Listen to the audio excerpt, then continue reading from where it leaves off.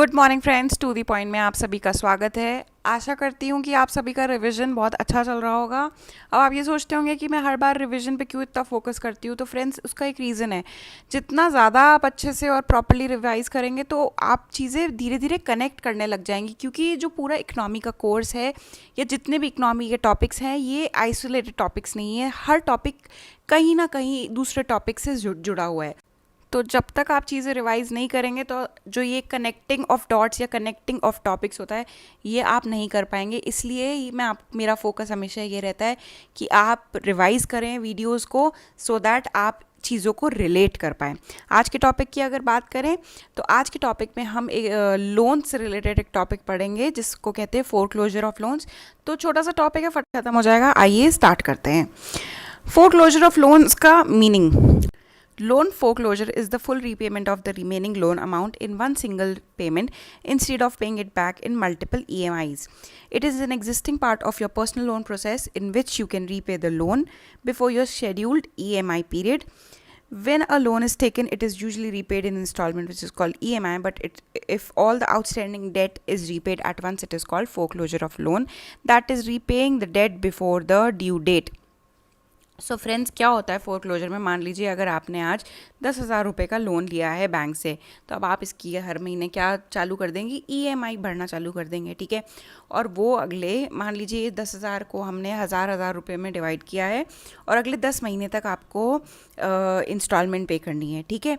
और हर महीने जाती है आपकी 1,000 रुपये की इंस्टॉलमेंट। आपने 2 महीने तो इंस्टॉलमेंट पे कर दी, मान लीजिए जनवरी और फरवरी में।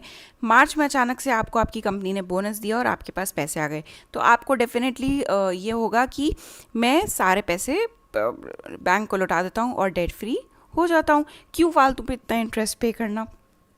एंड किसको अच्छा लगता है कि किसी के ऊपर कोई लायबिलिटी हो किसी भी प्रकार की? तो सबकी ये प्रायोरिटी होती है कि लोन दे के छुट्टी करें हम अपनी। तो जब हम लोन को उसके समय से पहले लौटा देते हैं और उस लोन अकाउंट को क्लोज कर देते हैं, तो उसको फोरक्लोजर ऑफ लोन कहा जाता है। मान लीजिए कि अगर आपने मार्च मंथ में बाकी का जो पेंडिंग अमाउंट है, जो कि 8,000 का, वो आपने एक बार में सारा अमाउंट क्लियर कर दिया और आपका लोन अकाउंट क्लोज कर दिया, तो उसको बोलते हैं फोरक्लोजर ऑफ लोन। इसको आप please pre payment of loan से कंफ्यूज नहीं कीजिएगा। प्री पेमेंट ऑफ लोन या इंस्टॉलमेंट ये होता है कि मान लीजिए अगर हर महीने की 7 तारीख को आपकी इंस्टॉलमेंट ड्यू है, अगर आप उसको 5 तारीख को ही पे कर देते हैं तो उसको हम प्री पेमेंट ऑफ इंस्टॉलमेंट बोलते हैं। मतलब आपने ड्यू डेट आपकी हर महीने की 7 तारीख है, उससे पहले अगर आप बैंक में जाके पैसे डिपॉजिट करा देते हैं आपके EMI के, तो उसको बोलते हैं प्री पेमेंट। मतलब आप पेमेंट को पहले ही कर रहे हो। फोरक्लोजर में क्या होता है, आप जितना भी आपका आउटस्टैंडिंग डेट है उसको सारा एक ही लमसम अमाउंट में क्लियर करके अपना अकाउंट क्लोज कर देते हैं बैंक के साथ, लायबिलिटी फ्री हो जाते हैं। उसको बोलते हैं फोरक्लोजर। और प्री पेमेंट मैंने आपको बता दिया कि डेट से पहले किसी इंस्टॉलमेंट को पे कर देना, उसको बोलते हैं pre payment of loan. Next है इफेक्ट ऑफ फोर। आपके दिमाग में इफेक्ट ऑफ फोरक्लोजर में सबसे पहले क्या आएगा? आप ये तो बहुत अच्छी बात है भाई, बैंक को उसका पैसा टाइम से पहले ही मिल गया और जो डेटर है वो भी डेट फ्री हो गया। ये तो दोनों के लिए विन विन सिचुएशन हो गई।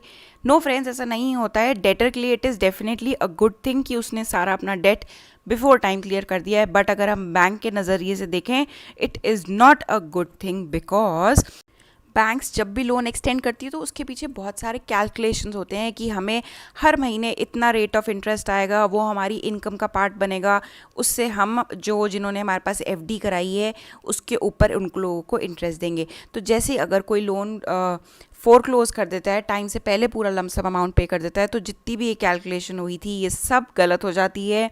सारा इनका हिसाब किताब बिगड़ जाता है। इसी वजह से क्या करती है बैंक, लोन को फोरक्लोज करने के लिए उसके ऊपर एक छोटा सा चार्ज लगाती है कि आप उनकी वजह से जो ये उनकी कैलकुलेशन थी कि इतना इंटरेस्ट इनकम होगी अब बैंक की कुछ अगले आने वाले महीने तक, वो सब हिसाब किताब गड़बड़ा गया। इस वजह से बैंक्स एक फ़ीस लगाती है फॉर फोरक्लोजिंग द लोन। फोरक्लोजर और is different from pre payment. ये सारी बातें मैं आपको समझा चुकी हूँ।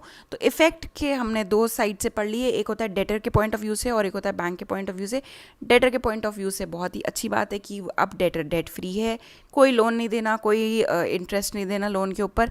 और बैंक के व्यू पॉइंट से देखें तो ये बहुत अच्छा सिग्नल नहीं है बैंक के लिए, क्योंकि बैंक के जो अपने कैलकुलेशंस हैं, उनकी इंटरेस्ट इनकम है वो ख़त्म हो जाती है। सो फ्रेंड्स, एज प्रॉमिस ये बहुत ही छोटा सा टॉपिक था, आपको कंफ्यूज होने की ज़रूरत नहीं है फोरक्लोजर ऑफ लोन और प्रीपेमेंट ऑफ लोन के बीच में। सो फ्रेंड्स, आज के लिए बस इतना ही। Stay fit, stay at home, से अननेसेसरली बाहर नहीं निकलेगा, और निकलें तो प्लीज़ मास्क पहन के निकलें। Thank you so much for your patience listening. Have a good day.